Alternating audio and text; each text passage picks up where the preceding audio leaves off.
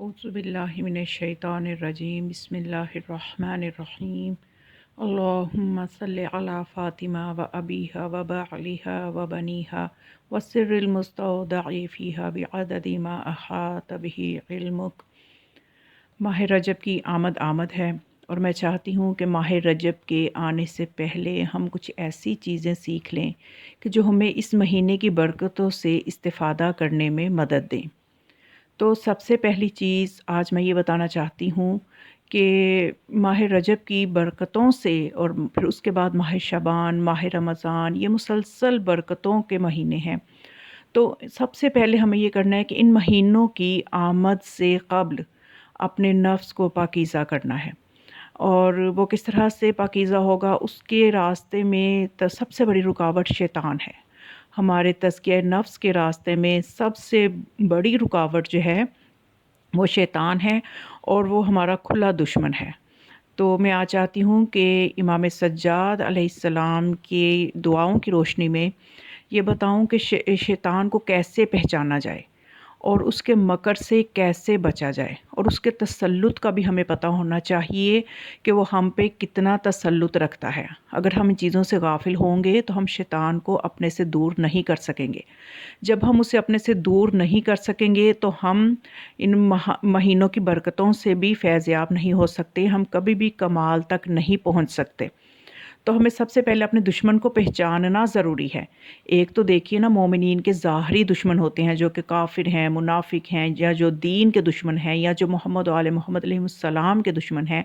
ظاہر ہے وہ بھی مومنین کے بھی دشمن ہیں، تو ان کو تو ہم پہچان لیتے ہیں کیونکہ وہ ہمیں اپنی نگاہوں سے نظر آ رہے ہوتے ہیں۔ لیکن شیطان کو انسان کی آزمائش کے لیے اللہ نے کچھ صلاحیتیں اور طاقتیں ایسی دے رکھی ہیں کہ جن کی وجہ سے ہمیں اس کو پہچاننا مشکل ہو جاتا ہے، اور ہم اس کی باتوں پہ ایسے عمل کر رہے ہوتے ہیں کہ جیسے ہم کسی رہنما کی بات پہ عمل کر رہے ہیں، جیسے ہم کسی بہت اچھے گائیڈ جو ہمیں گائیڈ کر رہا ہے اس کے پیچھے ہم چل رہے ہیں، حالانکہ وہ ہمیں غلط راستے کی طرف لے کے جا رہا ہوتا ہے۔ تو اس لیے دشمن شناسی، چاہے وہ شیطان ہو چاہے وہ باہر کا دشمن ہو، ہمیں اس کو پہچاننے کے لیے قرآن بھی کہتا ہے، معصومین بھی فرماتے ہیں کہ اپنے دشمن کو پہچانو۔ جب ہم دشمن کو پہچانیں گے ہی نہیں تو ہم اس سے دور کیسے رہ پائیں گے؟ تو آج میں امام سجاد علیہ السلام کی ایک دعا ہے، پہلے تو میں اس میں یہ بتاؤں گی کہ ہم چونکہ دعاؤں کے خزانے ہمارے پاس موجود ہیں، صرف ہم ان پہ غور نہیں کرتے، جس کی وجہ سے ہماری زندگیوں میں برکتیں نہیں ہیں، اور پھر ہم شکوہ بھی معصومین پہ اور اللہ پہ ہی کرتے ہیں کہ ہمارے ساتھ یہ ہو گیا، ہمارا ایسا کیوں ہوا، ہماری فلاں دعا قبول کیوں نہیں ہوئی۔ تو اصل میں ہم خود ان خزانوں سے اپنے آپ کو دور رکھے ہوئے ہیں۔ تو آج میں بتاتی ہوں کہ امام سجاد علیہ السلام کی جو کتاب ہے صحیفہ کاملہ، اور اس کے بارے میں آپ دیکھیے کہ نا اس میں ترتیب ہی دعاؤں کی کتنی خوبصورت ہے کہ سب سے پہلے آپ اس میں دیکھیے گا کہ دعائے عافیت ہے، اس کے بعد والدین کے لیے دعا ہے، پھر اس کے بعد اولاد کے لیے دعا ہے، یعنی اولاد کے لیے دعا بعد میں ہے نمبر اگر آپ دیکھیں تو والدین کے لیے پہلے ہے۔ پہلے والدین کے لیے جب انسان دعا کرے گا تو لازماً اولاد میں کے حق میں کی گئی دعا اس کی اللہ کی بارگاہ میں ضرور قبول ہوگی۔ تو یہ وہ آداب ہیں جو ہمیں غور کرنے ہیں اور جو ہمیں معصومین علیہ السلام نے بتائے ہیں کہ سب سے پہلے عافیت کی دعا کرو، اس کے بعد اپنے والدین کے لیے دعا کرو، اس کے بعد اپنی اولاد کے لیے دعا کرو۔ یہ ترتیب ہی کتنی خوبصورت ہے۔ تو اب اس میں جا کے جب ہم اولاد کے حق میں دعا آتی ہے تو اس میں دیکھیے کہ شیطان کے حوالے سے، کیونکہ آج ہمارا معاشرہ بلکہ ہر زمانے میں ہی شیطان جو ہے وہ مومنین کو بہکا کر اس کو اس کی اصل منازل تک پہنچنے سے آخری سانس تک روکتا ہے۔ اس کی کوشش ہوتی ہے کہ میں ساری عمر اگر اس بندے کو نہیں میں خدا کے راستے سے ہٹا سکا تو کم از کم آخری سانس میں ہی یہ بے ایمان دنیا سے چلا جائے، یعنی اتنی کوشش وہ آخری سانس تک کرتا ہے۔ تو ہمیں اس کی آخری سانس تک کی تمام مکاریاں پتہ ہونی چاہیے شیطان کی۔ سب سے پہلے جب اندر کے شیطان کا جو ہمارے رگو پے میں ہے اس کا ہم اپنے نفس پہ اس کو تسلط نہیں ہونے دیں گے، اس کا مقابلہ کریں گے، تو یقیناً ہمارے لیے باہر کے دشمنوں سے، جو اللہ کے دشمن ہیں، جو آل محمد کے دشمن ہیں، ان سے مقابلہ آسان ہو جائے گا۔ تو اس دعا میں دیکھیے کہ امام سجاد علیہ السلام کتنے اچھے طریقے سے ہمیں سمجھاتے ہیں کہ شیطان کو پہچان لو۔ امام فرماتے ہیں، خدا سے فرماتے ہیں اعذنی و ذریتی من الشیطان الرجیم، کہ اے خدا مجھے اور میری ذریت کو شیطان مردود سے پناہ دے۔ یہ جو اولاد کے حق میں دعا ہے نا، اس میں یہ جملہ آپ کو ملے گا کہ اے خدا میں تیرے سے سوال کرتا ہوں کہ تو مجھے بھی اور میری اولاد کو بھی، میری ذریت کو یعنی نسلوں کو شیطان رجیم سے اپنی پناہ میں دے دے۔ اور پھر اس میں کیا فرماتے ہیں کہ فَإِنَّكَ خَلَقْتَنَا وَأَمَرْتَنَا وَنَهَيْتَنَا وَرَغَّبْتَنَا فِي ثَوَابِهِ، کہ اے خدا بے شک تو نے ہمیں پیدا کیا، ہمیں امر و نہی کی، اور جو حکم دیا اس کے ثواب کی طرف راغب کیا، اور جس سے منع کیا اس کے عذاب سے ڈرایا۔ یعنی خدا نے ہمیں جو ہے امر و نہی کے، یعنی ہماری غرض خلقت کیا ہے کہ خدا کے احکامات کو ماننا، اس کی منع کی چیزوں سے رکنا۔ تو مولا پہلے یہ فرماتے ہیں کہ تو نے ہمیں امر و نہی کی، اور جس چیز کا حکم دیا اس کے لیے ثواب رکھا، جس سے منع کیا اس سے منع رکھنے کے لیے عذاب رکھا۔ یعنی عذاب بھی اللہ کی ایک رحمت ہے تاکہ ہم اس غلط چیز سے منع ہو جائیں، اس غلط کام کو نہ کریں۔ تو یہ بھی دیکھا جائے تو عذاب کا رکھنا بھی اس کی رحمت کے تحت ہے۔ اور پھر امام فرماتے ہیں اور تو نے ہمارا ایک دشمن بنایا جو ہم سے مکر کرتا ہے، اور جتنا ہماری چیزوں پر اس سے تسلط دیا ہے اتنا ہمیں اس کی کسی چیز پر تسلط نہیں دیا۔ یعنی کیا فرماتے ہیں کہ یعنی دیکھیے کہ شیطان جو ہے وہ ہم پہ تسلط رکھتا ہے، یعنی وسوسے تک وہ ہمارے دلوں میں ڈال دیتا ہے، اس کا ہمارے اندر نفس تک اس کا تسلط ہے، لیکن بظاہر ہم دیکھیں تو ہمارا شیطان پہ تسلط نہیں ہے، ہمیں وہ اس طرح سے نظر ہی نہیں آتا۔ بعض اوقات کسی نیک بندے کو ہم شیطان سمجھ لیتے ہیں، بعض اوقات شیطان کو نیک سمجھ لیتے ہیں، یعنی اتنا دھوکہ کھا لیتے ہیں کہ ہم اسے پہچان بھی نہیں پاتے، ہمیں اس پہ کوئی تسلط نہیں ہے، لیکن وہ پہچان لیتا ہے کہ مومن کون ہے، منافق کون ہے، کس کی عبادتیں قبول ہے، جا کے اس کی عبادتوں کو خراب کروں، اس پہ وہ زیادہ کام کرتا ہے جس کو اسے یہ پتہ ہے کہ یہ بندہ خدا کے زیادہ قریب جا رہا ہے، اس لیے اس کو زیادہ وہ اس کے اوپر اس کے لیے زیادہ وہ کام کرتا ہے۔ یعنی شیطان پہچان لیتا ہے کہ مومن کون ہے اور مسلمان کون ہے اور کافر اور منافق کون ہے، لیکن ہم نہیں پہچان پاتے۔ تو یہ مولا وہی ذکر کر رہے ہیں کہ اتنا ہمیں اس پہ تسلط نہیں دیا، اس طرح سے کہ اس سے ہمارے سینوں میں ٹھہرا دیا اور اس شیطان کو ہمارے رگو پے میں دوڑا دیا۔ یعنی غصے کی حالت میں شیطان ہمارے رگو پے میں آ جاتا ہے کہ بعد میں ہم انہی چیزوں پہ پچھتا رہے ہوتے ہیں کہ ہم نے غصے میں ایسا کہہ دیا کہ یہ تو ہمیں زیبا ہی نہیں تھا، یا ہم نے ایسا کام کر دیا یہ تو ہمیں زیبا ہی نہیں تھا۔ تو یعنی اتنا وہ ہم پہ مسلط ہو جاتا ہے۔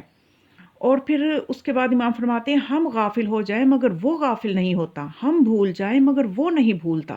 دیکھیے شیطان کا تسلط ہے جو ہمیں امام بتا رہے ہیں، امام نہ بتائے تو ہمیں پتہ ہی نہ چلے، یعنی ہم جو ہے بھول جاتے ہیں، ہمیں یاد نہیں رہتا کہ ہم کس راستے پہ چل پڑے ہیں، لیکن اسے اپنا کام انجام تک پہنچا کے ہی سکون آتا ہے۔ لیکن بہرحال اس میں گھبرانے کی ضرورت نہیں ہے، معصومین نے صرف ہمیں ایسا نہیں ہے کہ ایک رستہ دکھایا کہ ہمیں بتا دیا شیطان کے بارے میں اور ہمیں چھوڑ دیا، نہیں، ہرگز نہیں۔ وہ ہستیاں وہ ہیں کہ جو منزل تک پہنچانے والی ہیں۔ اسی صحیفہ کاملہ میں شیطان سے بچنے کی دعائیں بھی آپ کو ملیں گی کہ شیطان سے مکر سے بچا کیسے جائے، اور اس کو اپنے وظیفے میں رکھیں کہ ہم نے ایسی دعائیں بھی پڑھنی ہے کہ جو شیطان سے سب سے پہلے ہمیں بچائیں۔ تو یہ ہستیاں ہمیں کبھی بھی درمیان میں نہیں چھوڑیں گی۔ اور پھر امام فرماتے ہیں ہم بھول جائیں وہ نہیں بھولتا، وہ ہمیں تیرے عذاب سے مطمئن کرتا ہے اور تیرے علاوہ دوسروں سے ڈراتا ہے۔ اگر ہم کسی برائی کا ارادہ کرتے ہیں تو وہ ہماری ہمت بندھاتا ہے، اگر کسی عمل خیر کا ارادہ کرتے ہیں تو ہمیں اس سے باز رکھتا ہے اور گناہوں کی دعوت دیتا ہے۔ یہ صاف قرینے شیطان کے مولا بتا رہے ہیں کہ اس کو پہچان لو، اور گناہوں کی دعوت دیتا ہے اور ہمارے سامنے شبہے کھڑے کر دیتا ہے۔ اگر وعدہ کرتا ہے تو جھوٹا، امید دلاتا ہے تو خلاف ورزی کرتا ہے اس امید کی، اگر تو اس کے مکر کو نہ ہٹائے تو ہمیں گمراہ کر کے چھوڑے گا۔ اب یہ مولا نے بتا دیا کہ اس سے بچنے کا طریقہ یہ ہے کہ اللہ سے مدد مانگو، اللہ سے مدد مانگو، دعائیں مانگو کہ ہمیں خدا شیطان سے بچائے، اس سے بچائے رکھے۔ اور ایسی ایسی دعائیں ہیں کہ جب شیطانوں کے لشکر بھی حملہ کر رہے ہوں تو یہ دعائیں پڑھی جائیں تو لشکروں کے لشکر اللہ ٹال دیتا ہے۔ خاص طور پہ جب شیطان، آپ دیکھیں کہ بعض اوقات انسان ایک کام نہیں کرنا چاہ رہا ہوتا، اس کی اندر کی مثبت قوتیں کہہ رہی ہوتی ہیں کہ تمہیں یہ زیبا نہیں ہے، تم یہ کام نہ کرو، یا تم اس بات کو کہنے سے باز آ جاؤ، لیکن دوسری طرف کچھ منفی طاقتیں اس سے اکسا رہی ہوتی ہیں کہ نہیں تم یہ کرو، تمہیں یہ کرنا چاہیے۔ اور ایسی صورتحال میں جب آپ ہوں تو ایک دعا پڑھیں. میں نے اپنی ایک ویڈیو میں بھی پہلے ایک جو اپلوڈ کی ہے اس میں بھی آپ کو مل جائے گی، اس کا لنک بھی میں شیئر کر دوں گی. اس میں میں نے یہ بتایا ہوا ہے کہ یہ دعا آپ اس وقت پڑھیں گے جب لشکر حملہ کرتا ہے شیطان کا. تو ہمیں کیا کرنا ہے کہ لا حول ولا قوت الا باللہ العلی العظیم وصلی اللہ علی محمد وآلہ الطیبین. کہ یعنی جب شیطان حملہ کرتا ہے، جب وہ اس کے چند ایک چیلے سے وہ مومن قابو نہیں آتا تو وہ اپنے پورا لشکر سمیت خود چل پڑتا ہے تاکہ میں اس مومن کو اس کام کے لیے اکساؤں، اس غلط کام کے لیے. تو یہ چیزیں ہیں جو کہ سمجھنے کی ہیں. آنے والے مہینوں کی برکتوں سے فیض یاب ہونے کے لیے ہمیں یہ سب کچھ دیکھنا ہوگا. تو یہ چیزیں بنیادی کام کریں گی. اور اس طرح سے پھر معصوم فرماتے ہیں کہ اے خدا، اس کے مکر کو اگر تو نہ ہٹائے تو ہمیں گمراہ کر کے چھوڑے گا، اور اس کے فتنوں سے نہ بچائے تو وہ ہمیں ڈگمگا دے گا. خدایا اس کے تسلط کو اپنی قوت و توانائی کے ذریعہ سے ہم سے دور کر دے. یعنی خدا کی قوت چاہیے اس کو دور کرنے کے لیے، تاکہ مولا فرماتے ہیں وہ اپنی قوت و توانائی کے ذریعے ہم سے دور کر دے، تاکہ کثرت دعا کے وسیلہ سے اس سے ہماری راہ ہی سے ہٹا دے اور ہم اس کی مکاریوں سے محفوظ ہو جائیں. یہ مولا نے پھر طریقہ بتایا.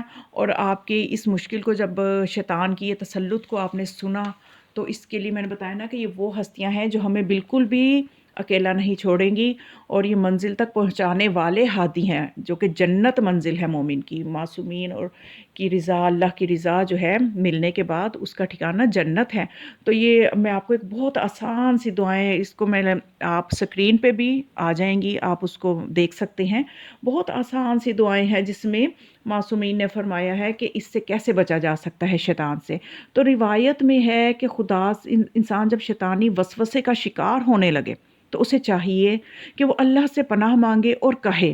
بہت آسان جملہ ہے، اس کو آپ اپنی وظیفہ ہی بنا لیں، کہ ورد بنا لیں، تو شیطان پاس نہیں آئے گا. تو مولا فرماتے ہیں کہ بس وہ یہ کہتا رہے آمنت باللہ و برسولہ مخلصا لہ الدین. ایمان لایا ہوں خدا اور اس کے رسول پر اور اسی کے دین کے لیے، اور اسی کے لیے دین کو خالص رکھتا ہوں. یعنی کیا مومن دعا کرے کہ میں ایمان رکھتا ہوں، ایمان رکھتی ہوں کہ اللہ پر اور اس کے رسول پر، اور اسی کے لیے دین کو خالص رکھتا ہوں. تو یعنی انسان کا جو دین ہے وہ خالص اللہ کے لیے ہونا چاہیے، وہ ریاکاری سے یا دوسری چیزوں سے کہ جس میں شیطانی عناصر ہوں، شیطانی سوچ ہو، اس سے محفوظ ہونا چاہیے. پھر شیخ مفید نے بھی رسول خدا صلی اللہ علیہ وآلہ وسلم سے روایت کی ہے کہ آپ صلی اللہ علیہ وآلہ وسلم نے فرمایا شیطان دو قسم کے ہیں، پہلا جناتی شیطان ہے اور دوسرا انسانی شیطان ہے. تو رسول خدا فرماتے ہیں کہ جو جناتی شیطان ہے اس کو اپنے سے دور رکھنے کے لیے پڑھنا چاہیے لا حول ولا قوت الا باللہ العلی العظیم. اور دوسرا جو انسانی شیطان ہے تو آپ فرماتے ہیں کہ اس سے دور رہنے کے لیے محمد و آل محمد پر درود بھیجنے کی ضرورت ہے. جب اس پہ درود بھیجا جائے گا تو وہ بھاگ جاتا ہے. یعنی انسانی شیطان جو ہے وہ محمد و آل محمد پر درود بھیجنے سے بھاگ جاتا ہے، اور جناتی شیطان جو ہے وہ اس ایک جملے کی ادائیگی سے لا حول ولا قوت الا باللہ العلی العظیم اس کو پڑھنے سے بھاگ جاتا ہے. یعنی دونوں قسم کے شیاطین سے نجات مل جاتی ہے. فقط یہ دو کلمے ہیں، دو جملے ہیں، بہت مشکل بھی نہیں ہیں. اور جو پہلے بھی میں نے ایک بتایا شیطانی وسوسوں سے دور رہنے کے لیے، وہ بھی بالکل مشکل نہیں ہے. تو خداوند تعالی ہمیں شیطان سے اپنی پناہ میں رکھے اور اس کی مکر کو پہچاننے کی توفیق دے، اور ہمارے عمل کو اپنے لیے خالص کر لے، اور ہمیں محمد آل محمد کے صدقے سے اور ان کے وسیلے سے اپنا قرب نصیب فرمائے، اور آنے والے مہینوں کی برکتوں سے فیض یاب ہونے کی توفیق عطا